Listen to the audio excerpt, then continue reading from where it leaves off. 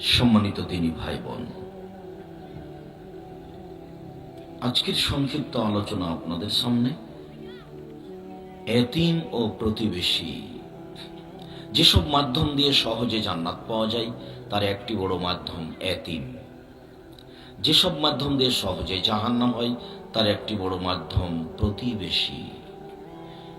দিন যত যাবে সামাজিক অবস্থা তত খারাপ হবে।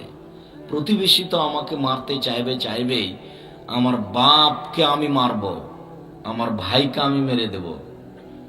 তখন সাহাবীগণ বলছেন, বলেন কি, বাপকে মানুষ মারে? তাহলে লেইসালানা ও কলো না, আমাদের বুদ্ধি বিবেক থাকবে না? এটা কথা হলো আমরা বাপকে মারব? তখন আল্লাহ রাসূল বলছেন, বলো কি তুনজ আকসার ওকুলে জালেকা জামান, ওই যুগের প্রায় মানুষের বিবেককে তুলে নেওয়া হবে, মানুষের মানবতাই থাকবে না, মানুষ সব হয়ে যাবে পশু প্রাণীর মতো। বুঝেও বোঝে না ওরা, অন্তর আছে বোঝে না, দেখেও দেখে না ওরা, চক্ষু আছে দেখে না, শুনেও শোনে না ওরা, কান আছে শোনে না। উলায়েকা কাল আনাম, তারা পশু প্রাণীর মতো, তারা গরু ছাগলের মতো, তারা কুকুর স্ত্রীগালের মতো, ভালো হওয়া জাল বরং তার চেয়ে খারাপ। আল্লাহ বলছে, চোখ তো আছে, দেখছে তো, ভালো দেখছে মন্দ করে দেখছে, কিন্তু রাত দিন খারাপ নিয়ে ব্যস্ত। বড় মোবাইল মানে দিন রাত ল্যাংটা মেয়ে নাচে মোবাইলে, সে কখন ঘুমাচ্ছে সে নিজেও জানে না। যুবকতাই যুবতীও তাই, একটা যুবতী তার মোবাইলে একেবারে সারা রাত জেনা দেখতে দেখতে সময় কাটিয়ে দিচ্ছে, আর জেনা দেখা একেবারেই সহজ। দিন যত যাবে সামাজিক অবস্থা তত খারাপ হবে।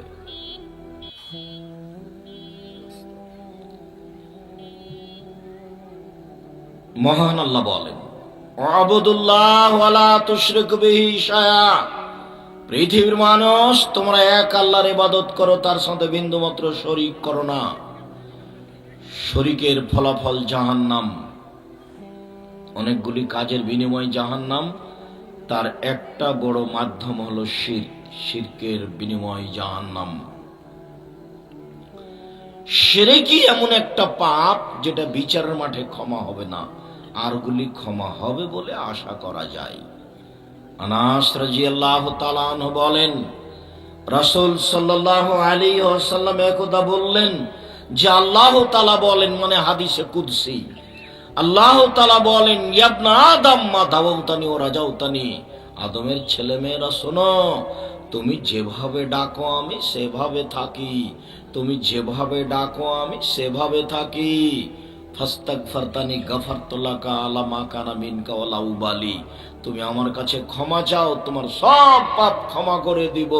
আমি পরোয়া করি না তুমি কত বড় পাপী, আমি পরোয়া করি না তুমি কত বড় পাপী, আমি পরোয়া করি না তুমি কত বড় পাপী।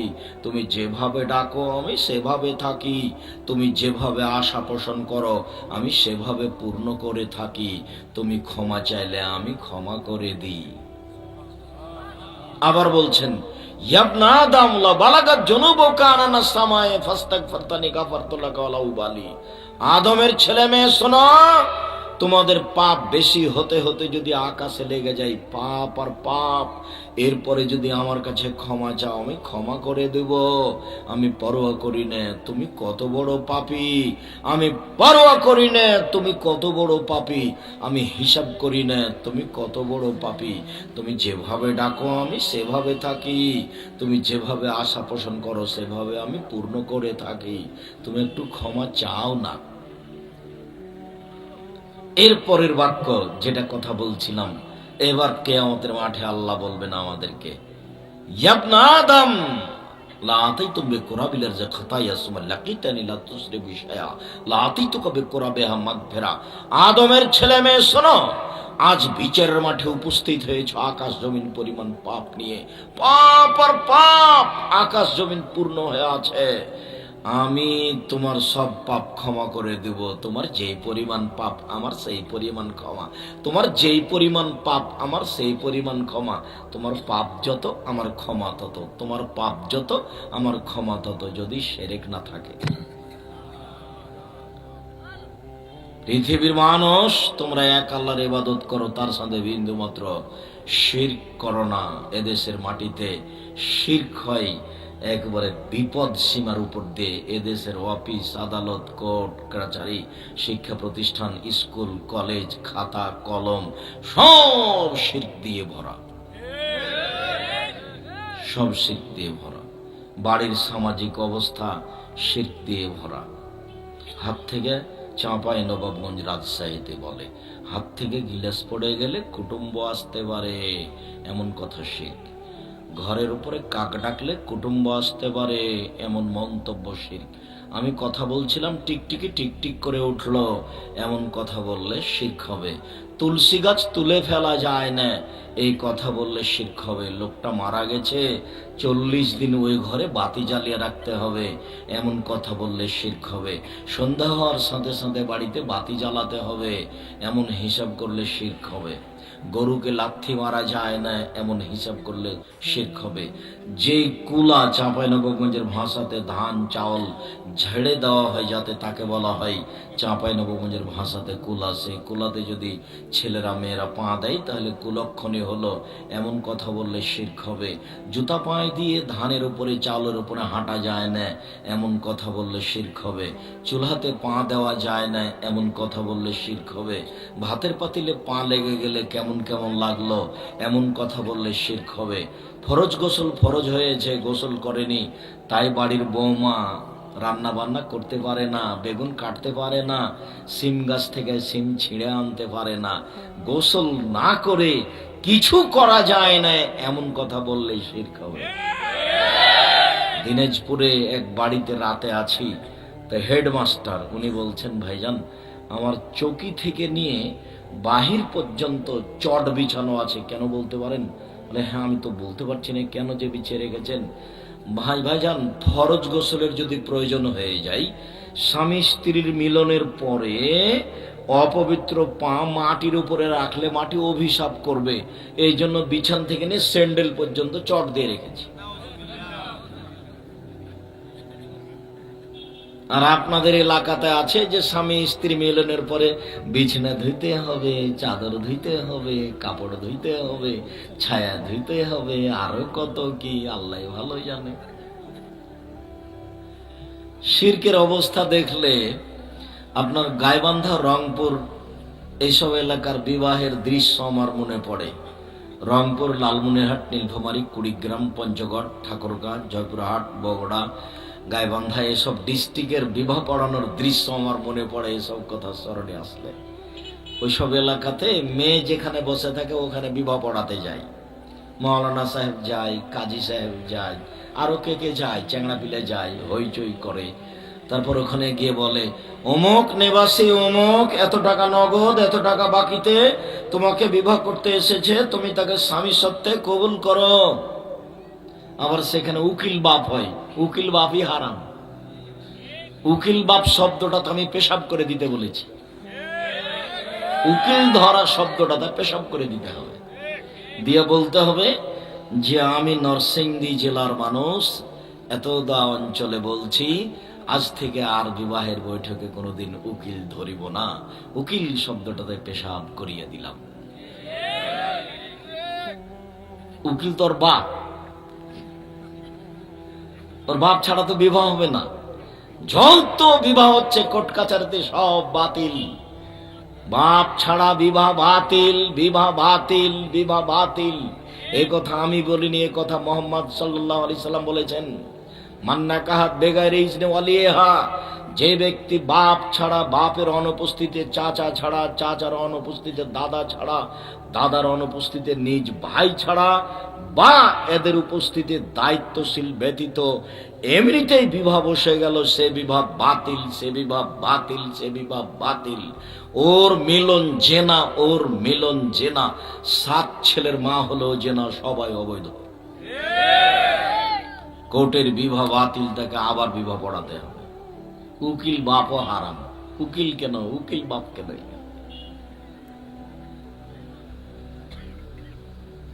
তারপরে 3 বার বলার পরে এখন এই লোকগুলি যারা বাড়ির ভিতরে এসেছে, এরা এখন বর যেখানে বসে আছে সেখানে যায়, গিয়ে দাঁড়িয়ে থাকে।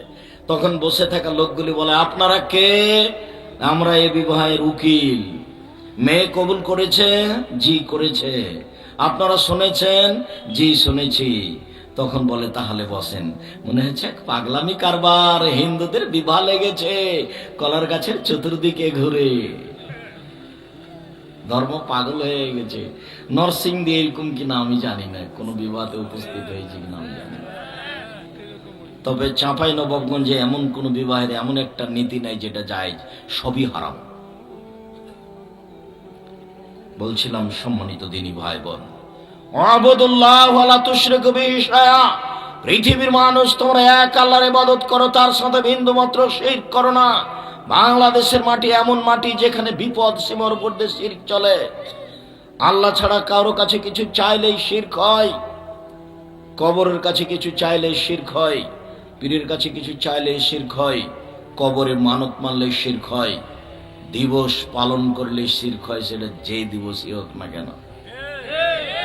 এই দেশের মাটিতে শিরক পরিপূর্ণ হয়ে আছে।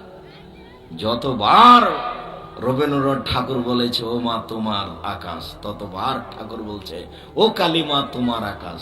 আমার ছেলের পবিত্র মুখখানে বলছে ও কালিমা তোমার আকাশ। রবীন্দ্রনাথ ঠাকুর 50 লাইনের কবিতা লিখেছিল, 25 লাইন চলছে। রবীন্দ্রনাথ ঠাকুরের চরিত্র পড়বে কে? বঙ্কিমচন্দ্রকে জানবে কে? সবাই পাগল, সবাই ইহুদি খ্রিস্টানদের নীতি নিয়ে ব্যস্ত। টাকায় যা টাকা পয়সা হয়েছে লন্ডন আমেরিকা ব্যাংকে রাখবে। যখন ওরা দেখবে টাকা বেশি হয়েছে তখন বলবে অ্যাকাউন্ট বন্ধ, এখন যা।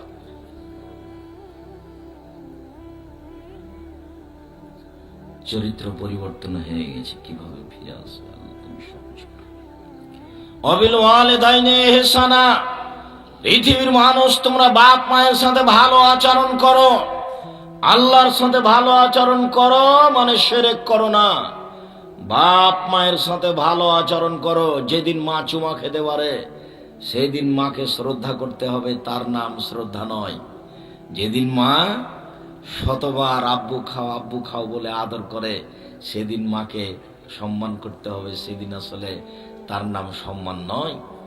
যেদিন সকালে দেখতে পাচ্ছি যে এই বাড়িতে সবচেয়ে খারাপ মানুষ আমার মা, যা কিছু বলে উল্টা বলে, আমার মাকে আমার বউকে অকথ্য ভাষায় গালি দেয়, যা বলছে সবকিছু উল্টা বলছে, পয়সা ইনকাম করি আমি, আর আমার মা আমার বোনের ছেলেকে ভালোবাসে, অবাক কথা। আমাকে দেখতেই পারে না, যা বলে সবই উল্টা বলে, এই কথাও ঠিক। এই বাড়িতে সবচেয়ে খারাপ মানুষ আমার মা আর বাপ। সেই দিন বাপ মাকে ভালোবাসার নাম ভালোবাসা। মা উল্টা কথা বলছে, এই কথাই ঠিক। মা উল্টা কথা বলছে, এই কথাই ঠিক। এর পরেও একবারে এরকম শব্দ বলা নিষেধ আছে। ও কত বড় সম্মানী ছেলের কাছে মেয়ের কাছে, এটা ভাষা দিয়ে উল্লেখ করা কঠিন। আর মা যে সময়তে দুধ খাওয়ায় লালন পালন করে ওই সময়কার কষ্ট কেউ ভাবতে পারে না। কদিন পরে মাও ভুলে যায়, ছেলে তো ভুলে যাই। নিজেরটা যখন আবার আসে তখন বোঝা যায় যে একটা বাচ্চা 2 মাসের, কিছু করার ক্ষমতা নাই, কত অসহায়, পেশাব গায়ে লেগে থাক, পায়খানা গায়ে লেগে থাক, কিছুই করার নাই, সব তার মা করে। এরপর মা আজকে শত্রু দেখা যাচ্ছে, এখন নাকি বউ কিছুই সব। মনে হচ্ছে যেন বইয়ের কোলে এই ছেলেটা ধপ করে পড়েছে, এর মা নাই, এর বাপ নাই। আপনি 1000 একটা নতুন টাকা আপনার বউয়ের সামনে আপনার মাকে দিয়েই দেখেন না, তখন আপনি আপনার বউয়ের মুখখান দেখেন কেমন হয়ে গেছেন। মনে হচ্ছে চাকরি ওর, টাকা ওর, অর্থ সম্পদ ওর। আপনার মায়ের মনে হচ্ছে কিছুই নাই, এখানে কিছুই নাই তার।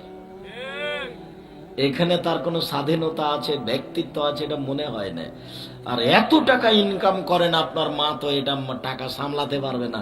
তখন আপনি মনে করেছেন যে সব টাকা আমার বউ দেখবে, তো ঠিক আছে দেখুন।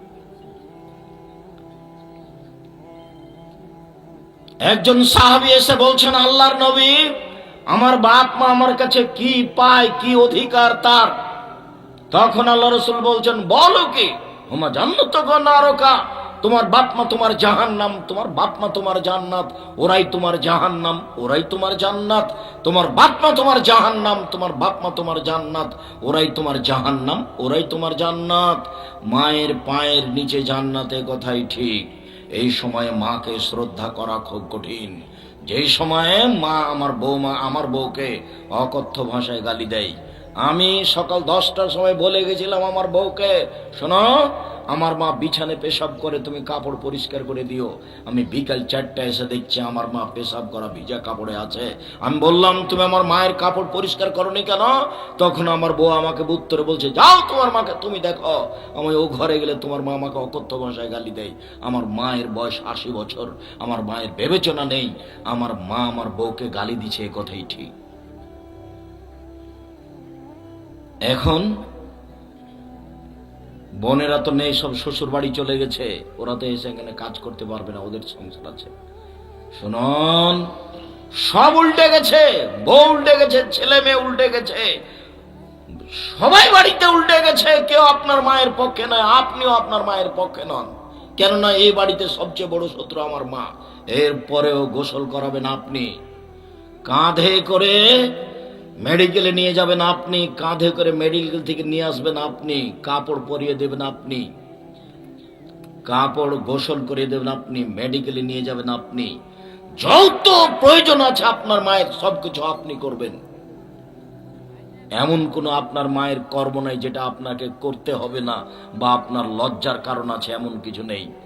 একদিন আপনি ছিলেন আপনার মায়ের কোলে, এখন আপনার মা আপনার কোলে। এখনো শিশুর চেয়েও বেহিসাব, শিশুর যে হিসাব থাকে তার নেই। বলে সব উল্টা কথা। উল্টা কথাকে হিসাব করলে আপনি বাপ মাকে মূল্যায়ন করতে পারবেন না। আর ছোট বাচ্চাকে আদর করা যায়, পেশাব পায়খানা সাফ করা যায় সহজে, কিন্তু 90 বছরের মানুষ যদি পেশাব পায়খানা করে তখন সহজে তা সাফ করা যায় না। এত কঠিন অবস্থা যেন কারো উপরে না আসে, যার কারণে রাসূল সাল্লাল্লাহু আলাইহি ওয়াসাল্লাম বলেছেন যে তোমরা এই দোয়াটা পড়িও, আউযুবিকা মিন আরদালিল উমর। হে আল্লাহ, তোমার কাছে ওইরকম বয়স চায় না যে বয়সে অথর্ব হয়ে বিছানায় পড়ে থাকবো, বউ দেখতে পারবে না, ছেলে দেখবে না, গ্রামবাসী দেখতে পারবে না, মেয়েরাও দেখতে পারবে না। আমি একদিন সবার শ্রদ্ধেয় পাত্র ছিলাম, সবাইকে আদর যত্ন করে মানুষ করলাম, দেখি আমার একটু ডাকে সাড়া দেওয়ার কেউ নেই। এরকম বয়স যেন না হয়। মহান আল্লাহ বলেন, অবিল ওয়ালিদাইনি ইহসানা, পৃথিবীর মানুষ তোমরা তোমাদের বাপ মাকে ভালোবাসো, বাপ মাকে ভালোবাসার ফলাফল জান্নাত। এই কথা আল্লাহ বলেন, এই কথা আল্লাহর নবী বলেন। নিকট আত্মীয়র সাথে ভালো আচরণ করো। পৃথিবীতে সবচেয়ে নিকট আত্মীয়কে জানেন? ভাই। যদিও চাঁপাইনবাবগঞ্জের ভাষাতে একটা কথা আছে, ভাই ভাই ঠাই ঠাই। সবাই পৃথক। 3 ভাই একই মায়ের পেটে জন্ম নিয়েছে, একসাথে খাচ্ছিলাম থাকছিলাম। আমার মা কত আমাকে আদর করে আমাদের 3 ভাইকে বসিয়ে খাওয়ালো একসাথে। আমার মা কত মাথায় হাত দিয়ে আদর করে লালন পালন করে একসাথে খাওয়ালো। এখন দেখি আমি বিবাহ করেছি, আমি উপার্জন করি, আমার মতো খাই। আমার ভাই বিবাহ করেছে, ও উপার্জন করে তার মতো খাই।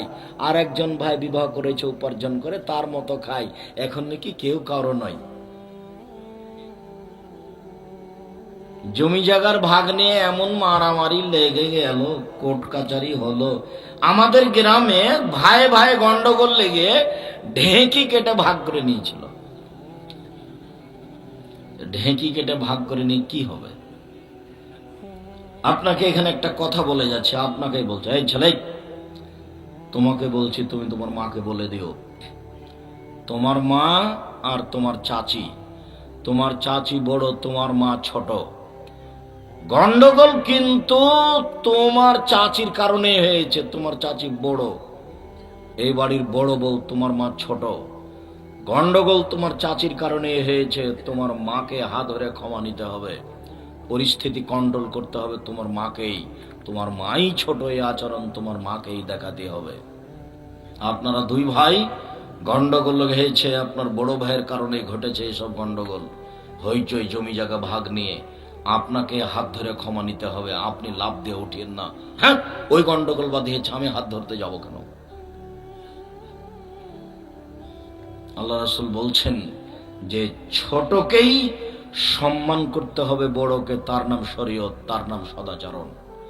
সদাচরণ ভাই ভাই, এ হলো নিকট আত্মীয়। পৃথিবীর মানুষ সবাইজুল কুরবা, তোমরা নিকট আত্মীয়র সাথে সদাচরণ করো, মানে ভাইয়ের সাথে সদাচরণ করো, জায়ের সাথে সদাচরণ করো। জায়ের সাথে যা ভালোভাবে চলবে, একটুতে গন্ডগোল করতে পাবে না। জায়ের ছেলে আর এক জায়ের ছেলেকে মেরে দিয়েছে, তো যেই জায়ের ছেলে মেরেছে ওই ছেলেটাকে বাদ দিয়ে যেই ছেলেটা কাঁদছে, এই মহিলার উচিত হবে তাকে কোলে নেওয়া, যে ছেলেটা কাঁদছে। কেননা যে ছেলেটা কাঁদছে তার মা পাল্টা গালি দিতে পারে, তখন একে মুখ বন্ধ করতে হবে, ও যা বলছে বলে নেই, নইলে ভাই ভাইয়ের সম্পর্ক টিকানো যাবে না। সবচেয়ে কঠিন আল্লাহর সাথে সদাচরণ করা। আল্লাহর সাথে সদাচরণ কেটে যায় শিরক করলে। তারপরে কঠিন বাপ মায়ের সাথে সদাচরণ করা। জোরে বাপ মায়ের সামনে কথা বললে সদাচরণ কেটে যায়। হ্যাঁ, তোমাকে বলেছিলাম যে তুমি বাজারে যাও না, তবু তুমি গেলে কেন? এরকম ভাষা বললেই সদাচরণ কেটে গেছে।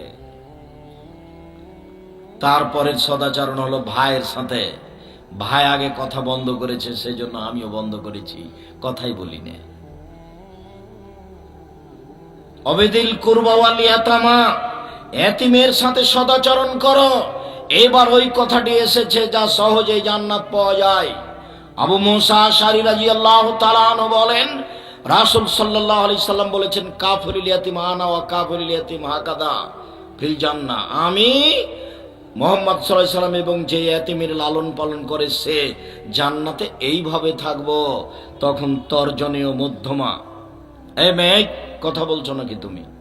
তোর মাথায় কাপড় নেই কেন? তুমি ফ্যাশন বোরকা পরে আছো কেন? ফ্যাশন বোরকা পরেছো কেন? গায়ে আঁটো সাঁটো বোরকা পরেছো কেন? তোমাকে কতদিন বলেছি? তুমি লজ্জাবোধ করো না কেন? তুমি ইতস্তবোধ করো না কেন? তোমার শরম হয় না কেন? আঁটো সাঁটো বোরকা পরে তুমি কি দেখাতে চাচ্ছ? উপস্থিত বৈঠকের দিনই মুসলিম বোন, আপনাকে আমি এভাবে বলে কষ্ট দিতে চাইনি।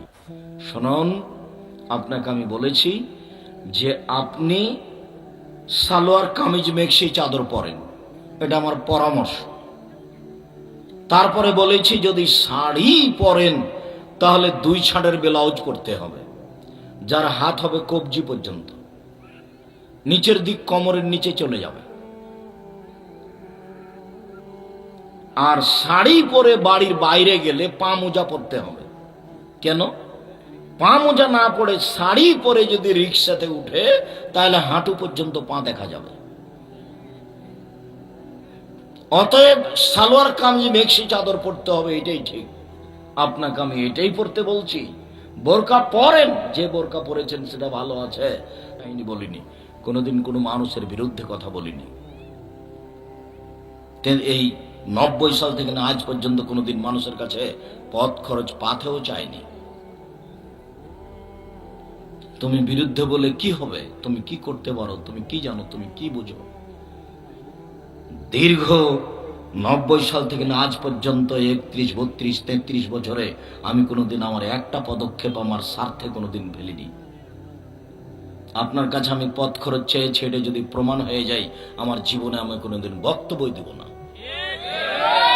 দীর্ঘ 15-20 বছর থেকে এই যে শরীফ ভাই আমার সাথে আছেন, নিয়েছেন, তারা আমাদেরকে দিন রাত আমাকে বিদায় করে। আপনি দেখেন আমার কোনো সময় মুখটা বিবর্ণ হয়েছে টাকা দেওয়ার সময়তে, এটা প্রমাণ হয়ে গেলে আমি আমার বক্তব্য দেব না। দীর্ঘ এই 33 বছরে যদি আমার কেউ পরিচয় আদায় করে থেকেছে তাহলে আমি বক্তব্য দেব না। আমাকে যদি চাপ দিয়ে বলেছে যে আপনি কি পড়াশোনা করেছেন, একটু পরিচয়টা বলেন না, লিখবো, তখন আমি বলেছি আমার নাম আব্দুর রাজ্জাক আর আমার বাপের নাম ইউসুফ, বাপ বেটা মিলে আব্দুর রাজ্জাক বিন ইউসুফ। এর চেয়ে বেশি আমি কোনোদিন বলিনি। বলুক যে আব্দুর রাজ্জাক চেয়ে বেশি বলেছে, প্রমাণ করেন দেখি। আমি আপনার জন্য এসেছি, আপনার আমি কিছু না কিছু উপকার করবই ইনশাআল্লাহ। আর এই ছেলে, তোমাকে বলছি, তোমার বাপকে বলছি, তোমার মা এখানে ফ্যাশন বোরকা পরে বসে আছে, তোমার বাপের আত্মমর্যাদা নেই। এই জন্য তোমার বাপ একটা কাপুরুষ মানুষ। তোমার বাপকে আমি অপমান করতে আসিনি, এটা আমার প্রয়োজন নেই। তবে তোমার বাপ দায়ী সে তাহাজ্জুদ পড়ে জাহান্নামে চলে যাবে, এটা আমি চাই না। আমি অনুরোধ জানিয়েছি, চোখ যেভাবে ঘুরে বউ সেভাবে চলে, তার নাম ক্ষমতা। চোখ যেভাবে ঘুরে বউ সেভাবে চলে, তার নাম ক্ষমতা। পুরুষে বসবাস করতে হবে, মহিলা আমার অধীনে থাকে। কেন ফ্যাশন বোরকা পরে এসেছে? আসবে কেন? কোন সাহসে আসে? কেন তাকে বাজার করতে যাওয়া লাগে? 5 দোনার বাজারে তাকে যেতে হবে কেন? স্বামী কি মরে গেছে? বেটা কি মরে গেছে? ভাইরা কি মরে গেছে? দেশবাসী মরে গেছে নাকি? তাকে বাজারে যেতে হয় কেন? কোন লজ্জায় যায়? তার আত্মমর্যাদা নেই? আত্মমর্যাদা থাকা দরকার। কই, আমরা তো কোনোদিন হাট বাজারে যাই না, চলছে তো আমাদের, আমরা তো বেঁচে আছি, বেঁচে তো আছি পৃথিবীতে। আত্মমর্যাদা থাকা দরকার একটু। আব্দুর রাজ্জাক সাহেব, আত্মমর্যাদা কি? আত্মমর্যাদা বুঝো না? 1 মিনিট। উমর রাদিয়াল্লাহু তাআলা আনহু, আল্লাহ রাসূল জান্নাতে ঘুরছিলেন স্বপ্নে, তো একটা ঘর দেখলেন, খুব দামি টকটকে ঝকঝকে ঘর। তখন ভাবছেন, সুবহানাল্লাহ, ঘরের বাহির যদি এত সুন্দর হয়, ভিতরেই বা কত সুন্দর। ঘরটা যে কার? দেখে একজন বৃদ্ধা মহিলা পাশে, এই মহিলা বলতে পারে ঘরটা কার? তখন মহিলা বলছে, জি, এই ঘর উমরের। তখন আমার মনে হলো যে আমি একটু ঘরটার ভিতরটা দেখি, কিন্তু মনে পড়লো উমরের আত্মমর্যাদা। এত বড় মানুষের ঘরে ঢুকবো কি করে? তার একটা দাম আছে, তার একটা মর্যাদা আছে। আমি তার আত্মমর্যাদাকে হিসাব করে ঘরে ঢুকতে পারিনি। এর নাম আত্মমর্যাদা। বুঝা গেল না আত্মমর্যাদা কাকে বলে? আল্লাহর নবী একদিন উটের পিঠে চড়ে চলে যাচ্ছেন, তখন আবু বকর সিদ্দিক রাদিয়াল্লাহু তাআলা আনহুর বড় মেয়ে আসমা, যার স্বামী হচ্ছেন জুবায়ের, গরিব মানুষ, তো আসমা ওই জমিতে গিয়ে খেজুর ডাল কেটে খেজুর ডালের বোঝা মাথায় করে বাড়ি চলে যাচ্ছে। তখন আল্লাহর নবী বললেন, আসমা, তুমি কি আমার উটের উপরে আসবে? আসো, তুমি একটা বোঝা মাথায় করে যাচ্ছ। তখন আসমা বলছেন, না, আমি আমার স্বামীর আত্মমর্যাদাকে হিসাব করি, আমি আর একজন পুরুষের উটের পিঠে উঠতে পারি না। আমার স্বামীর আত্মমর্যাদাকে আমি হিসাব করি। আমার স্বামী গরিব মানুষ হোক না কেন, এর অর্থ এই নয় যে আমি আর একজন মানুষের উটের পিঠে উঠবো। আমি উঠলাম না, আল্লাহ রাসূল আমাকে কিছু বললেন না, চলে গেলেন। আমি বাড়িতে গেলাম, আমি বললাম, স্বামী জুবায়ের, শোনেন, ঘটনা এই, রাস্তায় আল্লাহ রাসূলের সাথে আমার দেখা, আল্লাহ রাসূল আমাকে এইভাবে বললেন। তখন আমি তোমার আত্মমর্যাদাকে হিসাব করে তার উঠে উঠিনি। তখন জুবায়ের বলছেন, শোনো আসমা, রাসূলের পিছনে উঠলে আমার আত্মমর্যাদার কারণে তোমার বাঁধে ঘা লাগে, তোমাকে কথা ঠিক, তবে তুমি যে খেজুরের আটি বোঝা মাথায় করে চলে আসো মহিলা মানুষ হয়ে, এইটা আমার আত্মমর্যাদাতে আরো বাঁধে, এটা আমাকে আরো কঠিন লাগে। এখনো বুঝাতে পারলাম না আত্মমর্যাদা কাকে বলে। ওয়াইম রাদিয়াল্লাহু তাআলা আনহু বলছেন, আল্লাহর নবী, আমি যদি কোনো পুরুষ মানুষকে আমার স্ত্রীর সাথে অশ্লীল কাজ করতে দেখি তো কি করব? তখন আল্লাহ রাসূল বলছেন, 4টা সাক্ষী খুঁজবা। তখন বলছেন, বলেন কি? এই সময় আমি কোথায় সাক্ষী খুঁজে বেড়াবো? বলে, তুমি যদি সাক্ষী খুঁজতে না পারো তো মুখ খুলবে না, নাহলে তোমাকেই পিটাবো আসি লাঠি। তখন বলছেন আল্লাহ রাসূল, আমার আত্মমর্যাদাতে বাধা দেয়, ওরকম আমি দেখলে আমি তাকে মেরে দেবো, তারপরে কোনো কথা, ওকে তরবারি দিয়ে মারবো। তখন আল্লাহ রাসূল বলছেন, দেখছো দেখছো তোমরা উমাইরের আত্মমর্যাদা কেমন।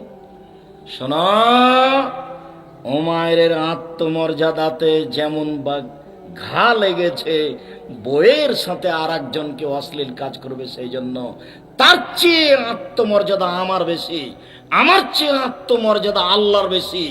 আল্লাহ যখন কাউকে জেনা করতে দেখে তখন তার আত্মমর্যাদাতে ঘা লাগে। ছি ছি ছি, আমি তো নারীর ব্যবস্থা করেছি, আমি তো বইয়ের ব্যবস্থা করেছি, বই 1টা করুক না, 2টা করুক না, 3টা করুক না, 4টা করুক না, আগে সে জেনা করতে গেল কেন? এইটা দেখে আল্লাহর কাছে সবচেয়ে বেশি আত্মমর্যাদা বাঁধে। এর নাম আত্মমর্যাদা। তোমার মা এখানে ছোট ব্লাউজ পরে, শাড়ি গায়ে দিয়ে পরে বসে আছে, ছোট ব্লাউজ গায়ে দিয়ে, যার হাতে পর্যন্ত গোটাটাই ফাঁকা। তোমার বাপের আত্মমর্যাদা থাকলে এটা সম্ভব হতো না। আমাদের বউয়েরা যদি কোনোদিন বাজার গেছে এরকম শুনেনি তাহলে তো অজ্ঞানে পড়ে যাবে। ইন্না লিল্লাহি ওয়া ইন্না ইলাইহি। একই কথা।